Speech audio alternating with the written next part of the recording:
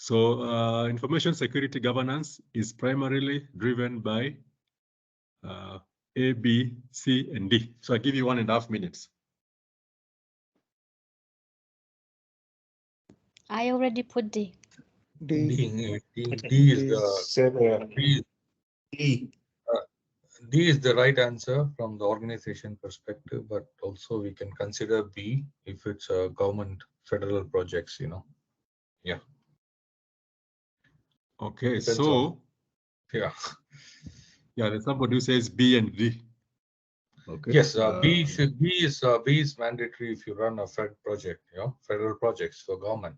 They don't care about independent organization business strategy who provides the services, but they more care about the regulatory requirements. Yeah, if you run a Fed project.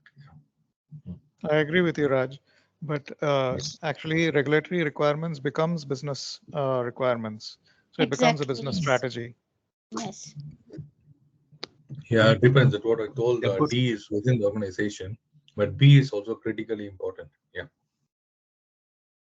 Okay, because like D, the strategy is basically the plan to achieve the business objective of the organization that must be supported by governance. So strategy, like we've seen earlier, is the main determinant of information security governance because security must align with the business objectives. Regulatory requirements, they are addressed by governance and may affect how the strategy develops. However, regulatory requirements are not the driver of information security governance. I don't know, maybe you want to explain or share with us, you talked about government projects, security projects. Yeah, because if you depends on your scope of your services provided, you know, that what within the organization, you of course your business strategy is the main key to develop those governance, because the governance end of the day should be aligned towards your strategic or business objective. But most of like what somebody mentioned, Rexy or Wasim, of course the regulatory requirements should be translated to the business requirements as well. That's one thing. But specifically, if some projects allocated by, for example, Department of Defense or NASA or these kind of projects you are trying to get, mostly they put those strict regulatory requirements that we need to follow certain type of a framework which they have defined actually, and it has some the contractual obligation that we need to fulfill as part of the regulatory requirement. So usually the governance structure or whichever the strategy we are going to develop for this particular project as part of the project charter, of course it put primary focus on fulfilling those the regulatory requirements actually. Yeah. Because that's the reason. Yes, please ask. So this business, I guess, for instance, like the example you're giving about NASA, NASA's Yes. objective is to send people to space, for instance, or deliver equipment to space. So that would be their objective as an entity. So therefore, their information security governance will be driven primarily by that objective to ensure that in the course of delivering this, either their defense equipment or whatever type of equipment, that is done in a manner that will not compromise information risk. So I guess it is still, I think like what someone has just mentioned, regulatory requirement will still fall under, would be addressed or must be addressed by governance. And Can I add to what you just said?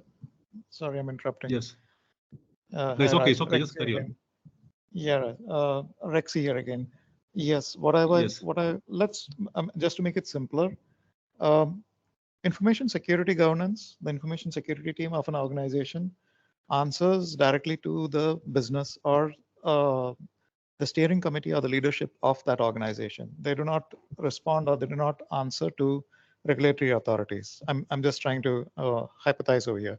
So if there is a regulatory requirement, I mean, obviously all organizations have to comply with regulatory requirements. And whenever it comes out, everything else has to be put aside, no matter what the priority, because regulatory authorities' requirements come first, which has to be responded to by business. The assumption is every organization, it is not the IT security team who basically directly responds with regulatory authorities, but it's rather the business, someone from business. Maybe it might be a combination or a group of people from the organization, maybe which may include the legal team or XYZ number of people who basically would ensure that those regulatory requirements are translated into the organization's own requirements, which needs to be then strategized and taken care of by information security governance. So like in the case of whether it is military, whether it is NASA, or whether it is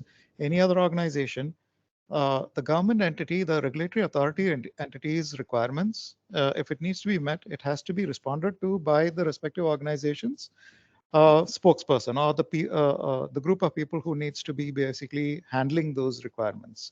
And then only should actually an information security team actually ensure a strategy is built around it and implemented as soon as possible. Does that make sense? Yeah, because what Yeah, I think it depends, Rexy. I think depends on the organization to organization actually how they mandate. Because I give you a practical, my recent project which I did actually. So of course there is a team of the cyber security and the information security operation group. This has to be liaised with the business owner. Apparently it was me during the delivery of the project, but still I tried to tie up my information security operation group to their information security operation group to liaise with, because in telco, I think most of them, although involves the legal interception kind of activity, which is also one of the regulatory requirement which the organization should support.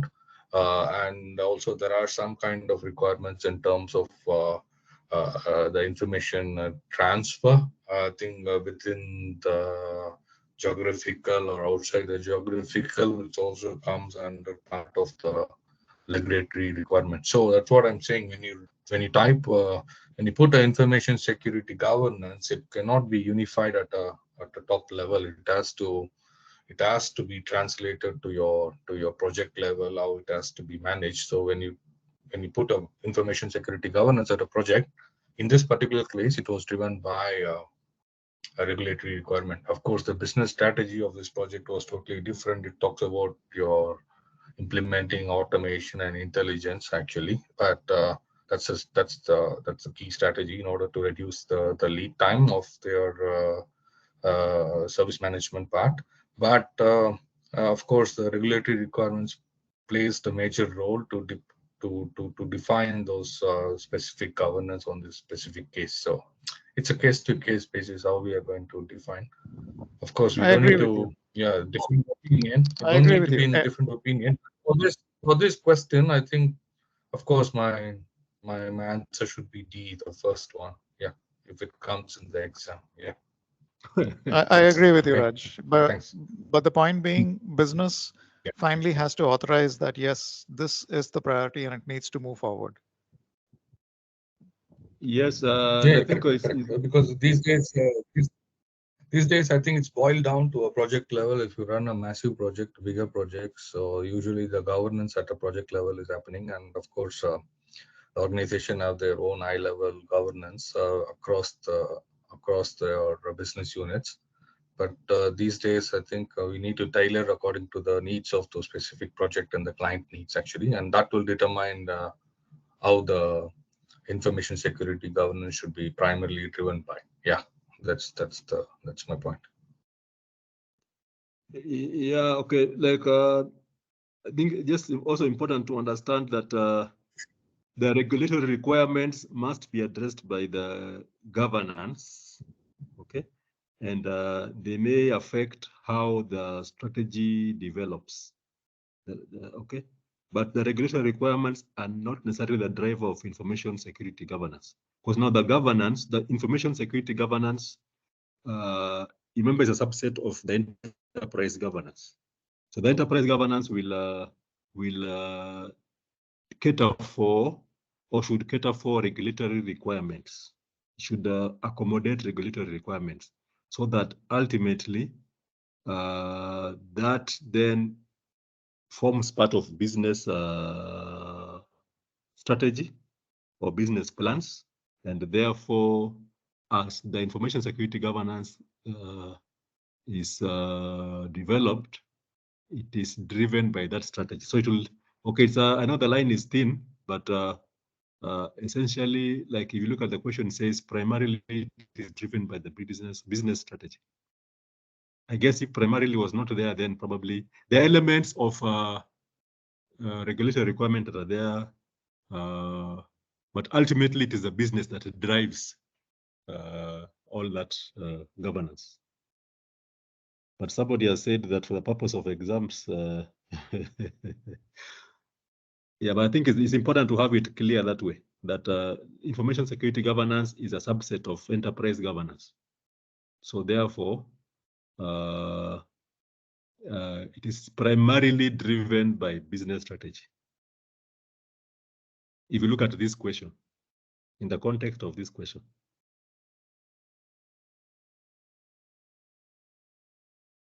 I hope it is not confusing. Understood. I guess For that's- ISACA's case sake, we stick to business strategy. For CISM, we stick to business strategy. Okay. Okay. So then let's go to the next one. So then how do we then avoid what we call the common pitfalls? What are the common pitfalls and the biases that arise as you come up with the information security strategy? So as you prepare the strategy, it's important to avoid some common pitfalls that may unduly influence the objectives to be met, as well as the activities to be performed to fulfill the enterprise goals. And I guess some of these pitfalls, you are familiar with a number of them. So when you work with your colleagues, there are issues that arise. So you need to be careful to avoid them or to be aware of their existence. So we are told that you should be aware or careful to avoid any incorrect or exaggerated emphasis that these biases would and pitfalls may introduce. So I'm sure you come across situations in projects where projects are driven primarily because of a certain bias, and they end up not taking off. So there are a lot of underlying causes for flawed decisions. So then what we are saying, awareness may lead to ways of compensating to reduce the adverse effects. So some of these pitfalls, say, they include one, we talk about overconfidence. So there are people who have excessive confidence in their ability to make accurate estimates, and you have them in projects. Some of you have, I heard you talked about being in projects. So we are seeing that many people are reluctant to estimate wide ranges of possible outcomes, and they prefer using what is precisely wrong, and rather than what would be vaguely right. So most of them tend to be overconfident in their own abilities, and we are told now then, therefore, that in an organizational strategy, which is based on assessment of core capabilities, it's very troublesome to have overconfident persons. It's good to have confidence, optimism, but overconfidence again has a challenge. Do you have any experience on that? In an outcome, possible outcome? Maybe you can share. situation where you have overconfident persons in projects. I mean, I've seen quite often actually overconfidence, especially in the timelines of deliverables, and that they can do in 1 year something that clearly with the scope that is defined, it should take 3 years. I've seen it many times. Yeah, exactly. Yeah. That's And quite it common, actually. happens. Yeah, it happens actually in situations where you find people coming up with a sales pitch and telling you how the functionality of the projects or the systems that they have, the security systems that they have, what it can deliver, and they promise you all manner of things. And when it now comes to implementation, then you realize it is not possible. So yeah, overconfidence is something you need to watch out for as one of the pitfalls. And the other one is optimism. People tend to be very optimistic in what they would forecast. When you have a combination of overconfidence and over optimism on its own per se would not be bad, but then where you talk of over optimism and overconfidence, then it creates a situation whereby things are not good for the enterprise. And you talk about now a disastrous outcome or impact. And then we have what we call the anchoring. This anchoring is a situation whereby you kind of tend to involve numbers that rely on what was an outcome that was there in the first place. So it could be useful for probably marketing, but it also has some consequences when you develop strategies. Because when you want to have your future outcomes anchored in past experiences, then now you'll have a challenge. So meaning you want to rely on past experience. Well, we're told history is good, it's a good teacher. But again, there are times where you need to be careful not to anchor on the first experience or first situation. It may have been now overtaken by events. Then we have other pitfalls. So these are narratives that we have been developed, talking about status quo bias. So we know that many people are, again, have a very strong tendency. I think it's a human nature, strong tendency to stick to familiar and known approaches. So even where they are not adequate. So you find somebody just clinging to a position simply because it is not disruptive. And today we all are, I mean, especially even after the COVID, not many people were confident having their staff working away from the offices, especially in certain parts of the world. I know in maybe Europe, Asia, Middle East, there are those practices that already, but the COVID situation now accelerated it and indeed confirmed to people that they are what we call the status quo biases were not necessarily applicable. So it's basically what we would call the kind of like the endowment effect, where people prefer to keep to what they own or they know. Basically because simply knowing something makes it valuable to the owner. But generally, when you talk about the strategy, when you're doing a strategy, just need to be aware that there are those situations that will arise, which we call them the status quo bias. Then there's one called mental accounting. And this one, you don't know that it's an accountant's terminology, but we're told it's inclination to categorize and treat money differently depending on where it comes from, where it is kept, and how it is spent. So there are several ways of doing that, and we talk about some examples. Being less concerned with expenses against a restructuring charge than those against a profit and loss statement. Yeah. So imposing cost caps on a core business while spending freely on a startup. That's called the mental. Those are examples of mental accounting. Or creating new categories of spending, such as revenue investment or strategic investment.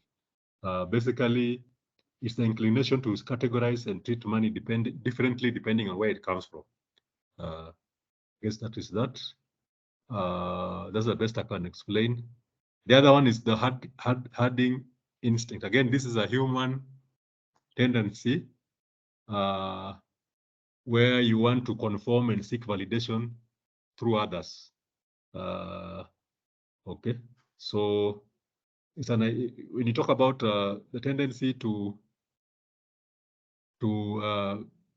conform or seek validation through others, so you look at it like where security is influenced, or everybody suddenly involved in identifying management or intrusion detection. So it's more of an instinct amongst human beings. And we are told now for especially the senior managers, it is the worst thing to do to make a mistake of being working in an instinct that directs you like that of a herd. Okay, so you need to make judgment. You need to make take a position so that you're not boxed into a corner where you have to necessarily move with the way the crowd is moving. Then we have what we call false consensus. The false consensus is a tendency for people to overestimate the extent by which others share their views, beliefs, and experiences. So this false consensus can lead to ignoring or minimizing important threats or weaknesses, and persisting with doomed strategies.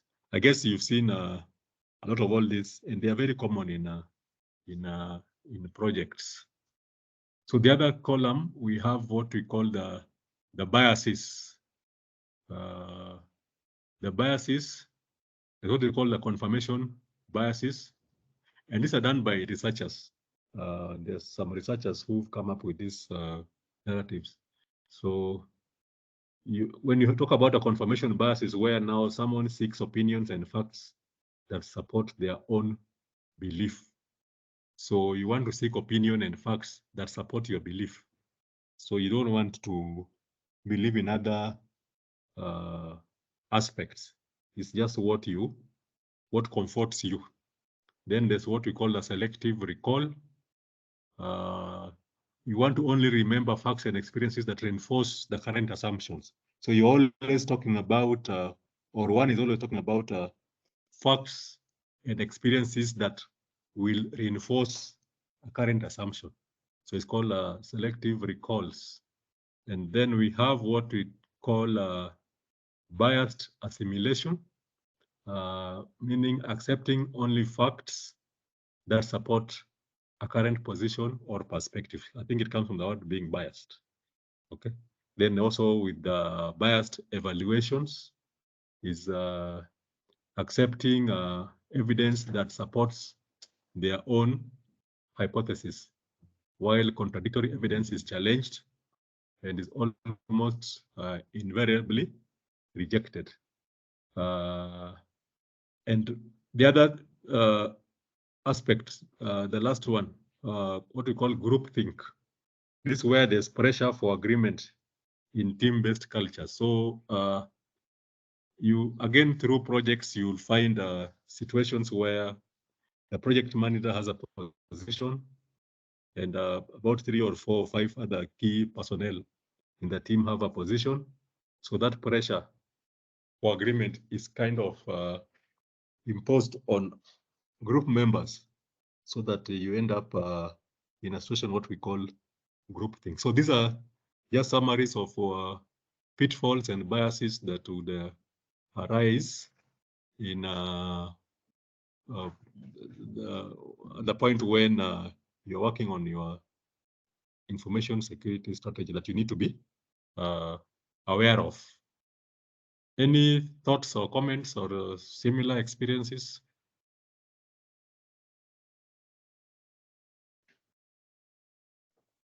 I know it's a mouthful of information, but probably you've seen experiences around maybe biased evaluations, selective recalls, status quo bias, optimism or over-optimism. I know we talked about overconfidence.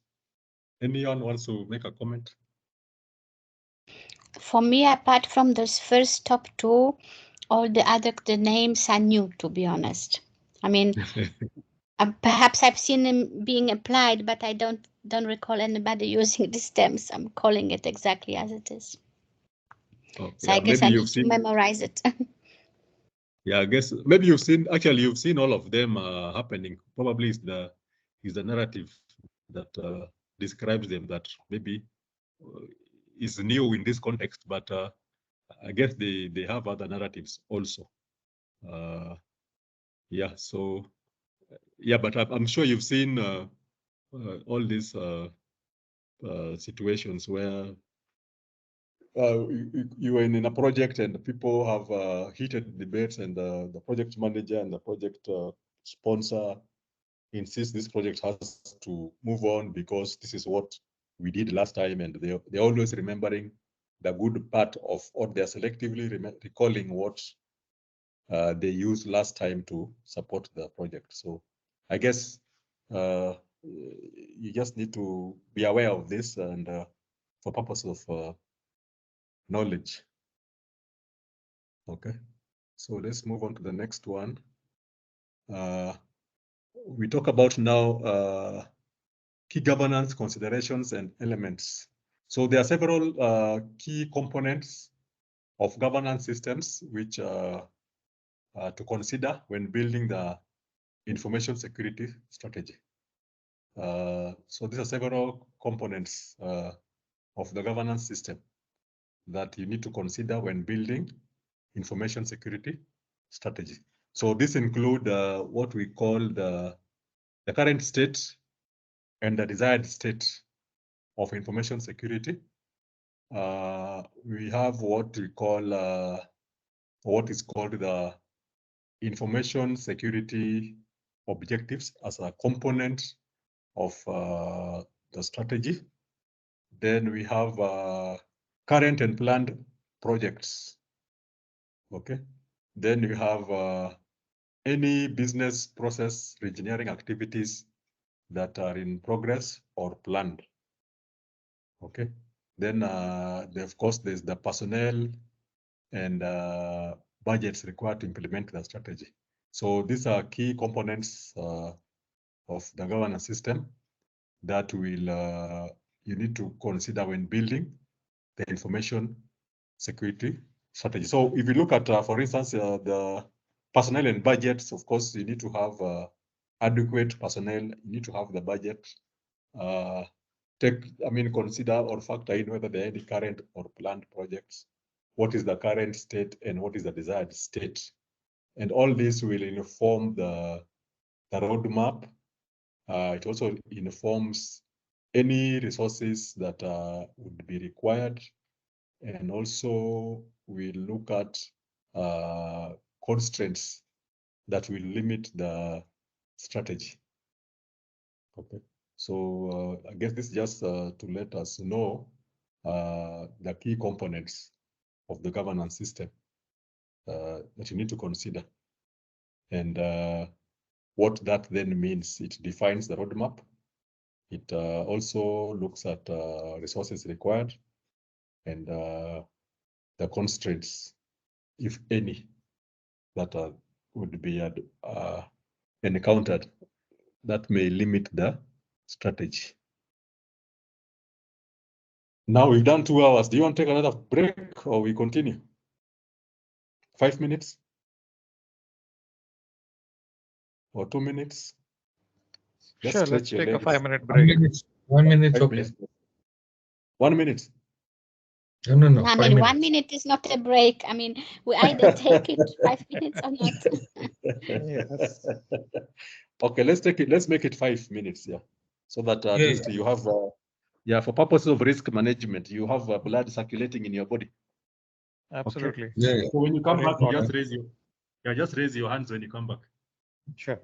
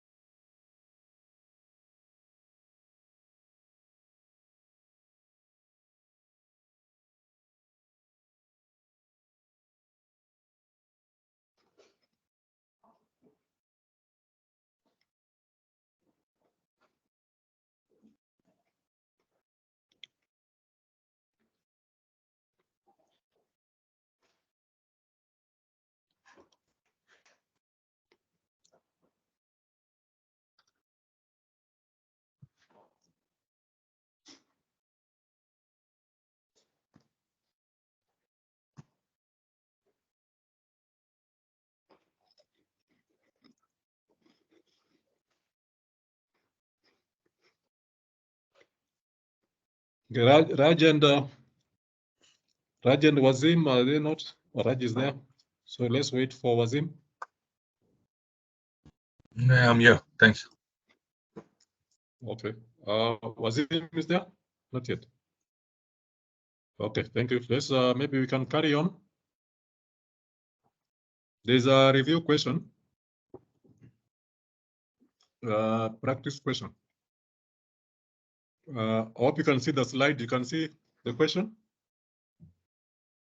Yes. Yes. Okay. So the question says, which of the following benefits is the most important for an enterprise with effective information security governance? So you can look at the question, the answers, and choose the correct answer. 1 minute. Answer D from my side. Okay.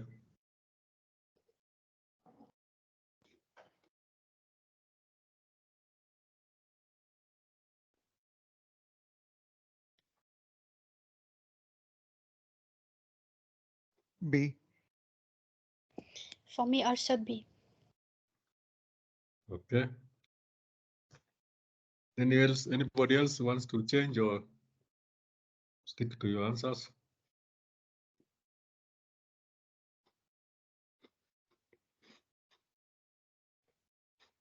Okay, so the correct answer is B. B.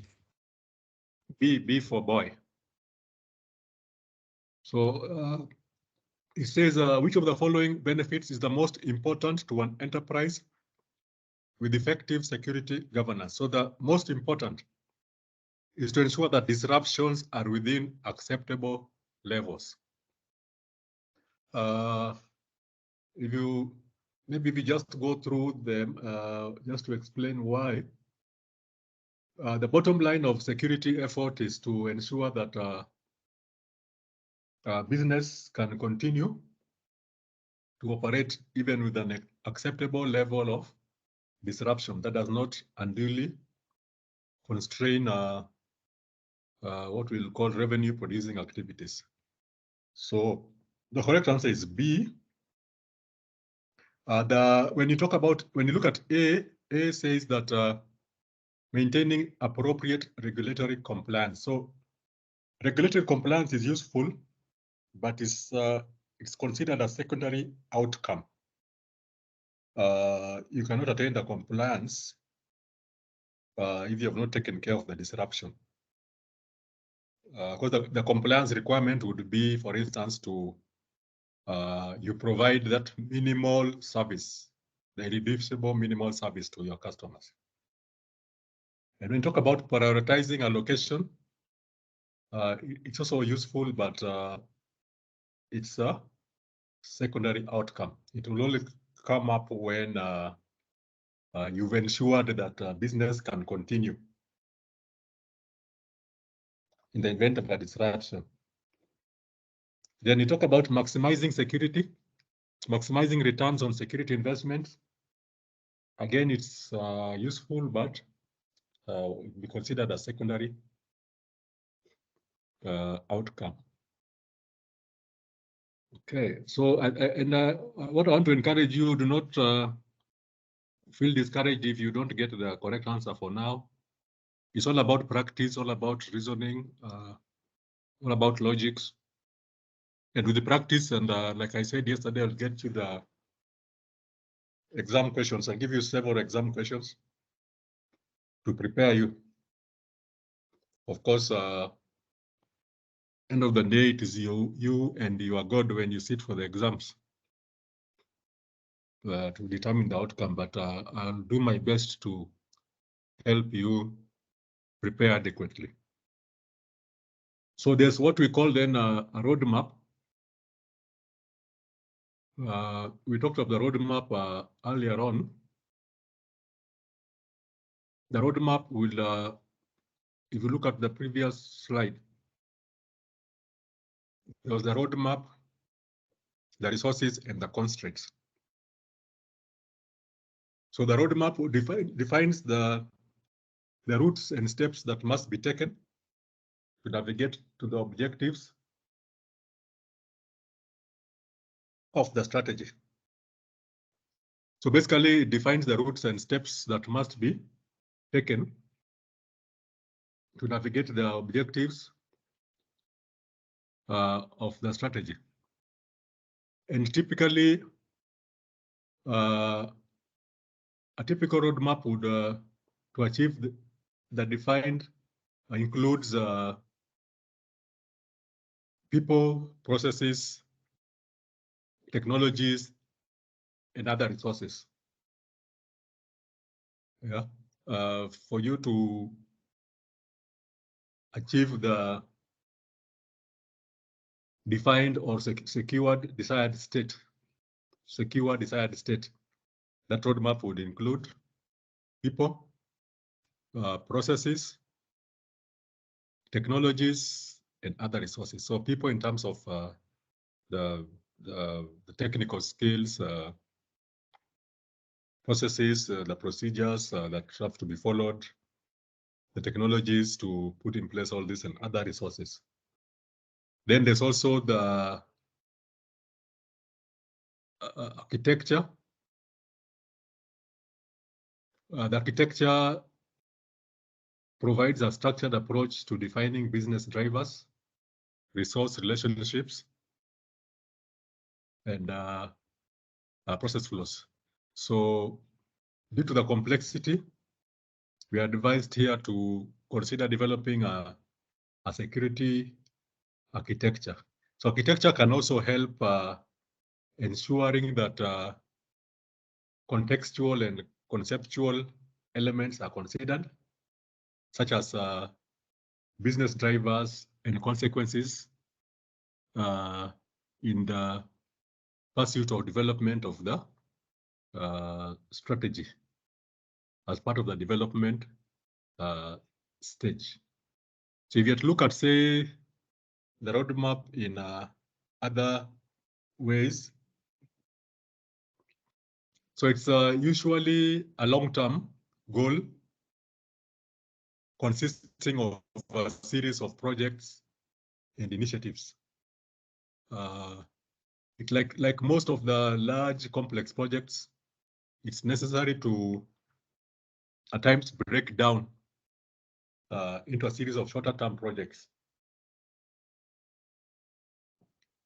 that can be accomplished on a reasonable timeline, given the inevitable resource constraints and budget cycles.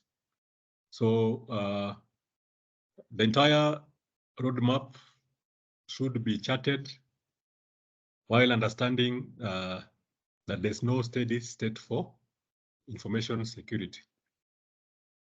And then you need to also be aware that some objectives may change or will change over time, or will be modified or need to be modified over time. So may not, some may require modifications, other may not, but just need to be aware about that. So again, what you need to be aware that short-term projects aligned with long-range objectives can provide what we call checkpoints and opportunities to for mid-course corrections. They are what we call the mid-course corrections. So it can also provide opportunity to or metrics to validate the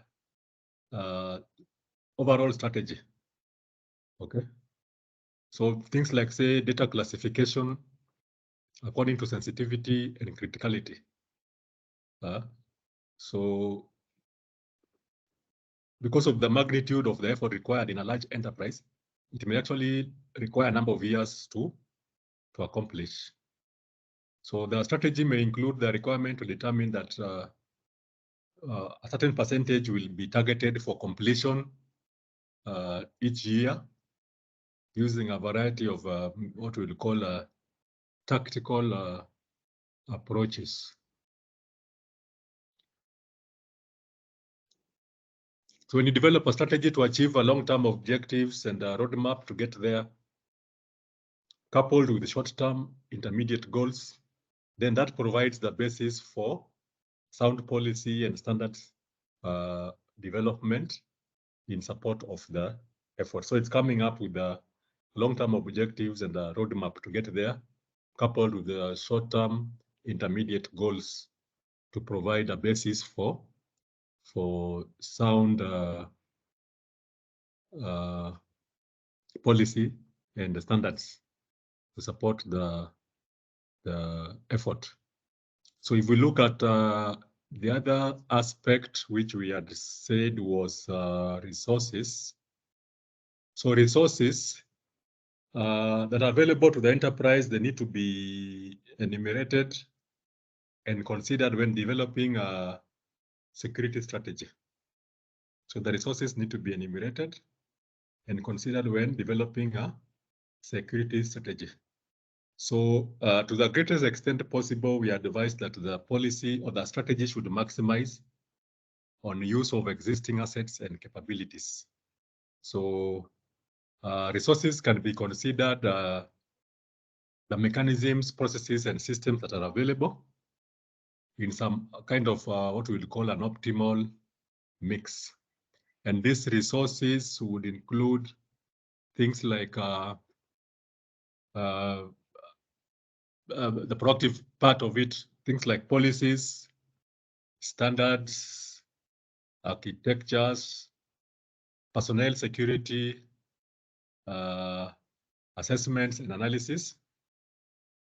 There are those resources under operational, which would include procedures, guidelines, roles and responsibilities, organization structure, and training. And then also there are those under reactive aspect. There's the personnel security, education, training, audit, and the compliance enforcement. So the third aspect we had looked at, if you looked at the previous slides, there was the roadmap, resources, and constraints. If you look at the constraints, we are told that multiple constraints must be considered when developing a security strategy. And of course, subsequent action plan. So the constraints will typically include things like legal. I think someone had mentioned about, we were talking about NASA and some defense organizations. We have the legal constraints, which would cover laws and regulatory requirements. We talk about physical capacity, space, environmental constraints. Today we have lots of concern about the environment. Ethics. Ethics here, we talk about the what is appropriate, what is reasonable, what is customary. The other constraint will be culture both inside and outside the enterprise. What is the culture of the organization? I think we've talked about that, and there's a lot of concern around that by regulators. Then the costs.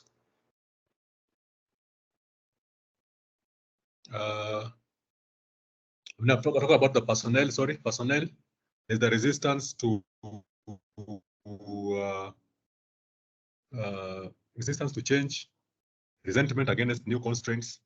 That is very typical in projects where personnel do not want to change, or personnel look for reasons why the project should not progress. I'm sure you've gone through experiences where projects are not ending, or when you review certain milestones, seek feedback from your target audience, they tell you this system is not working, simply because it is disrupting their comfort zones. They feel that it should not be implemented, so they'll tell you it is slow, it is not working, or it is they are not able to produce certain reports like the old system used to produce. So, those kind of things. So you need to take them through a change management process. You look at the organization structure, how decisions are made and by whom. And at times you need to address what we call the tough protection. There are people who want to protect their kingdoms or toughs. Then you look at resources. There's the capital resource, there's the technology, the people. And when you look at capabilities, there's as a constraint, knowledge, training, skills, and expertise. And also time comes in as a constraint, the window of opportunity, and the mandated compliance. So again, the other constraint would be the risk appetite, to do with the threats, vulnerabilities, and impacts. Okay, so we are saying here that some constraints will be developed, would be addressed when defining the desired state. So such as ethics and culture, they may have been dealt with in defining the desired state. Others will arise from developing the roadmap. And some of these include magnitude of effort, challenges around legacy systems, integration with existing technologies or processes. And then there's the emerging technologies, things like the machine learning, artificial intelligence, robotics, process automation, etc. I guess you've seen or you've encountered situations where, you are working on projects and these challenges arise. So they are bound to arise as you are developing your information security strategy. So just good to be aware about them. Now there's an activity that we want to undertake here, and it involves a description and a question. So we are told here, just put some arbitrary names, Alan and Vishnu, just to take care of various locations. So Alan and Vishnu are writing the new security strategy for their organization. They identified that risk and business goals are significantly concentrated in manufacturing and shipping, and aligned the information security strategy to match the goals. So Alan and Vishnu are writing the new strategy. security strategy for the organization. They identified that risk and business goals are significantly concentrated in manufacturing and shipping, and aligned the information security strategy to match the goals. So which of the following elements of their strategy is most likely to determine success regarding the goals on which they are focusing? So 1 minute for that.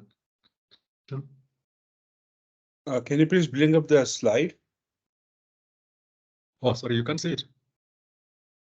Is it there now? No, it was for Can me you- previously. Now I'm back to the previous slide. No, it's not. Nothing is there. No, for Oh, me, you I can can see. see the strike with consulate. Now I Yeah, see it. now I can see. Now I can see. Okay. So I hope everybody can see the slide. Yes. Okay, yeah. Let's be interactive so that we don't lose out on anyone. So you have a minute and a half to answer that.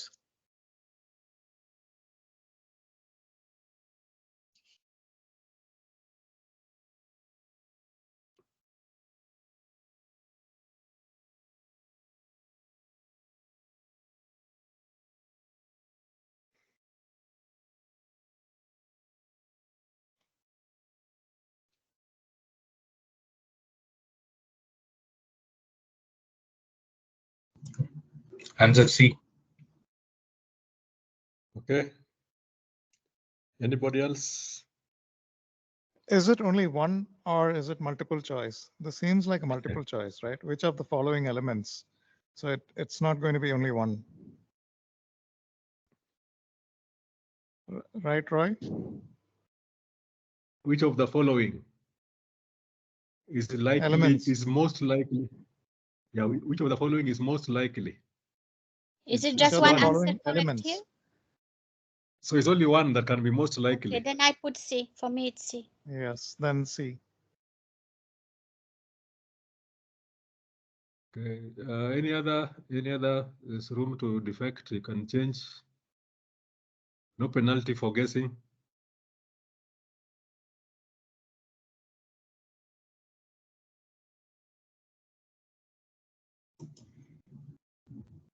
Can I give the answer, or are you still thinking? I think C is right. I think we all already gave answers, right? Okay, fine. So the correct answer is A. And it is A because when you know what is measured or what is expected to be measured, that then allows you to frame the deliverables. Things in terms of the project outline for delivery, the security budget, and you're able then to identify appropriate security tools. So the correct answer is A, set of relevant metrics. So That because was here they actually are my saying first intuitive answer.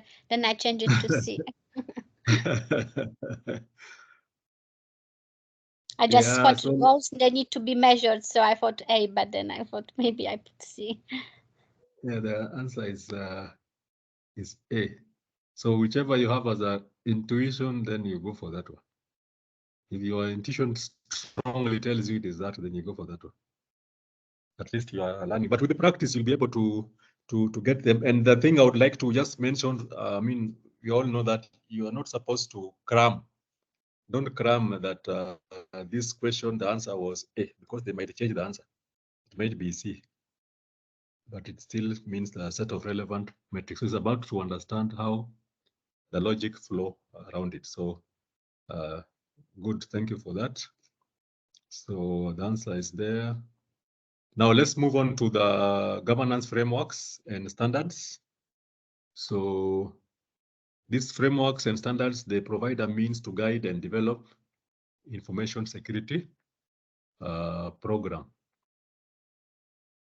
So what are the goals for applying the framework? So to achieve the effective information security governance, management must establish and ensure maintenance of a framework to guide the development and management of a comprehensive information security program.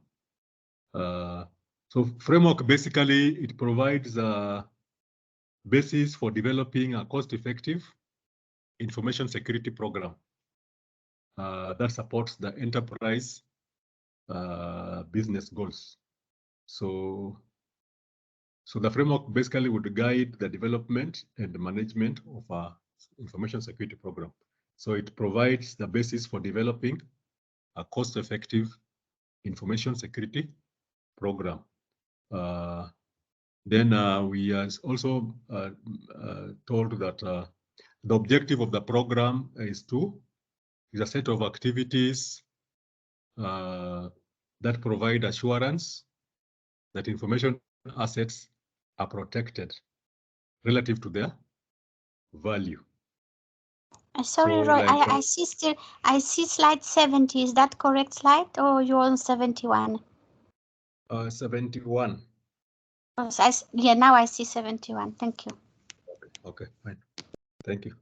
Yeah, so maybe just to we are saying that to achieve effective information security governance, so management must establish a framework to guide the development of the program. And how do you do that? One, coming up with the framework that forms the basis of a cost-effective security program that supports enterprise business goals. You see the emphasis about supporting the enterprise. Then it also helps with guiding the development of information security program that again supports the business objectives. And it also would help with creating a set of activities to provide assurance that the information assets are protected relative to their value. So we are basically saying that objective of the program is to set that is to give a set of activities that provide assurance that information assets are given a level of protection which is commensurate with their business value or with their risk, their compromise poses to the organization. So it's either the value or the risk that their compromise would pose to the organization. So if you look at, say, what are the elements of a framework? Yeah, slide number 72. Elements of a framework. A governance framework generally consists of the following. It has a comprehensive strategy linked to business objectives, and you can see that narrative about linking the business strategy, linking the security strategy to the business objectives. It is repeated everywhere. So you can be assured that there will be a question on that. At least that one I can predict or prophesy. Okay. So the framework consists generally of a comprehensive strategy that is linked with the business objectives. And it also has what we call governing security policies that clearly would express management intent and address each aspect of strategy, controls and regulation. It also would have a complete set of standards for each policy to ensure that people, procedures, practices, and technologies comply with the policy requirements and set appropriate security baselines for the enterprise. So it also comprises with, comprised of an organizational structure, and there's a lot of emphasis on organizational structure with sufficient authority and adequate resources, which then ensures there are no conflicts of interest. Okay. Then the other element are the institutionalized metrics and monitoring processes to ensure compliance, provide feedback, and control effectiveness. So that also provides appropriate management decisions. So I talked about standards for each policy and the workflows as part of the elements of a framework. Okay. That is on 72. So when you talk about then the next one is applying the frameworks to strategies. What we see here, there are relations that exist amongst IT, information security, controls, and architecture. Another Sorry, component. did you change the slide to 73? Yes, I'm in 73. Because I still see 7. Now I see 73. Thank you. I think there could be a lag. Yeah, lag in It was the same problem for me as well. Oh, okay. Oh, okay. Yeah, it's okay. Just speak up in case you are. I'll mention that I've moved ahead so that we are all together. So here we're talking about applying the framework to strategies. So there are various strategies. Various frameworks that exist. And I was just mentioning that relationships between IT, IS, controls, and architecture. These are all represented in this document, this figure, and we are saying here that the links occur at various levels. Strategy is where now information security integrates into IT to achieve the objectives, and a combination of methods can be employed to describe the various strategies. So you can see here they're all manner of frameworks, SOX, Hyper, GLBA, FIA-SMA, whatever, COSO, governance frameworks, there's COBIT, ITIL, ISO 20000, control objectives, etc. ISO 17799, 2702, NIST, and all others. So there the linkage between IT and information security may occur at various levels. Strategies, various levels. Strategy is the point where information security must integrate to IT to achieve its objectives.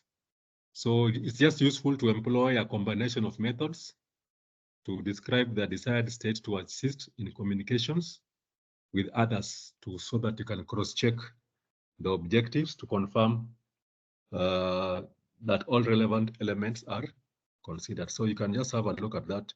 Make reference to those frameworks. I guess you have familiarity with a number of them. Those who are in risk, you know about COSO, SOX, Hyper, whatever, all those, COBIT, ITIL for projects, ISO standards, NIST.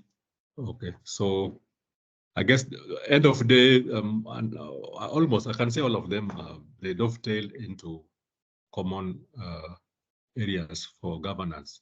So now I'm moving to 74. Are we all there? 74?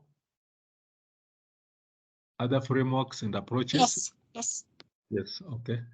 Yeah, other frameworks and approaches, we have what we call the architectural frameworks. Yeah, the architectural frameworks basically are described as these are a foundational structure or set of structures used to develop a broad range of different architectures. So things like the business process architectures. They also sometimes referred to as contextual architecture. So like you have the enterprise information security architecture, which is a subset of enterprise architecture. Then we have what we call the enterprise risk management framework. This it includes elements basically that are helpful in preparing for strategic planning. Things like the COSO COSO stands for Committee of Special Organizations or something like that. It's an enterprise ARM framework, essentially for enterprise risk management. Yeah. Then we have the ISO 31000 2018, which documents principles, framework, and process for managing risk to help organizations increase the likelihood of achieving objectives. I guess now these frameworks basically would help you as you develop your information risk framework. We have also within the enterprise framework, there's a British standards 31100, the risk management code of practice. There's also ISO 31000, etc. Then we also have what we call the information security or cyber security management frameworks. So these are in addition to the ERM practices described above. So there are several that have been developed with focus on information security risk management. Then we also have what we call there's this what is called the balance scorecard. I guess this is also familiar for strategic planning and management systems with 4 perspectives. Balance scorecard, others call it BSC. I don't know what you guys call it. We call it BSC. So it talks about learning and growth, business process, customer, and financial. It has those 4 perspectives that can be used when you're developing your frameworks. I mean, when you are developing your standards. So these are the frameworks or other frameworks and approaches that you can co-opt as you do your information security strategy. And we'll look at them just maybe we'll just pick a few and look at what they are all about. Let's start off with the architectural frameworks. And we said they are designed to come up with a foundation. They set up the foundation, the basics. Is a foundational structure or set of structures that is used to set the different forms of architectures, including business process architecture. So let's just have a look at that in the next slide, number 75. I hope we're all there. Yes. Okay. So the architectural framework, basically, it describes a method for designing the target state of the enterprise in terms of building blocks and shows how the blocks should fit together. That's basically what we can give it as at a high level. Many methods have evolved over the years. And now we are seeing that the approaches, they now provide linkages to and design of the business side of information protection. So we have...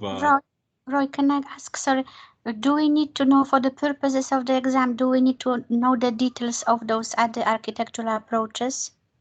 Not really, not really. This is just for your knowledge. Just for, so there won't be questions asking details of this. What is Zachman Enterprise Architecture Framework in details? No. Okay. No, not the details. Yeah, not the details. Probably just the types of frameworks maybe, but not the details. Okay. So it's just for your knowledge. Okay. So we have what we call there's COBIT. COBIT is especially an ISACA authored framework for actually called control objectives in IT. But of course, they'll not ask you any question to do the details of COBIT or these other governance frameworks. So there's the open governance architecture framework, there's the Zachman and the extended enterprise framework. They'll not ask you questions about the details of this framework. So at least you can be rest assured that you are safe in as far as those ones are concerned. But it's just good to know that such frameworks exist, and for your references, in case you are to embark in developing strategies, then information security strategies, you can always look through to familiarize, but not getting detailed knowledge about them. So we go to what they will ask you, the question. Page 76. Hope we are all there. Are we all there? 76? Yes. Yes. Okay, good.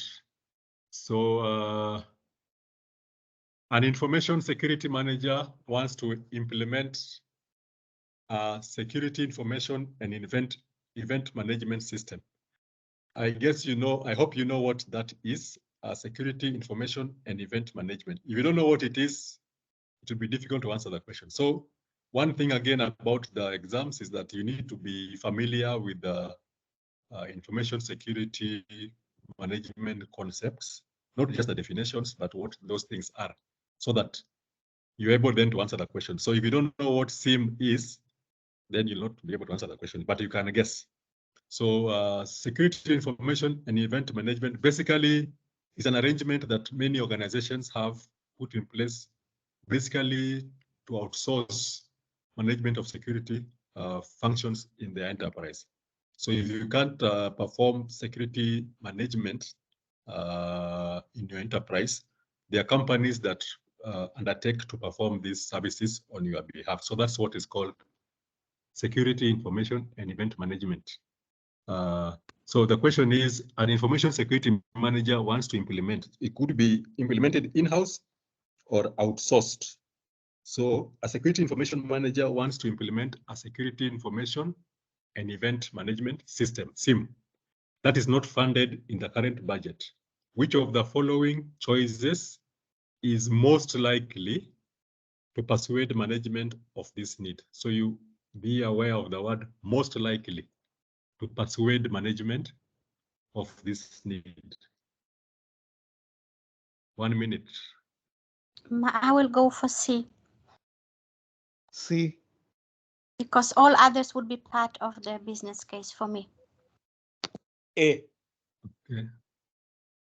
Okay, so we have C, we have A, 2 C's, 1 A. There's one person who has not answered. So does it go with the majority, C? Okay. The correct answer is C. And you're right. The business case will demonstrate the need, and of course, will give what we call the value proposition. And you're right, all other options are part of the business case. The risk assessment will be used to identify and evaluate the risk and its potential effects. The enterprise-wide impact assessment reviews the possible consequences of a risk. The net present value calculated by using some discount, for the accountants would know that, how to do that, is still part of the business case. So the correct answer is C.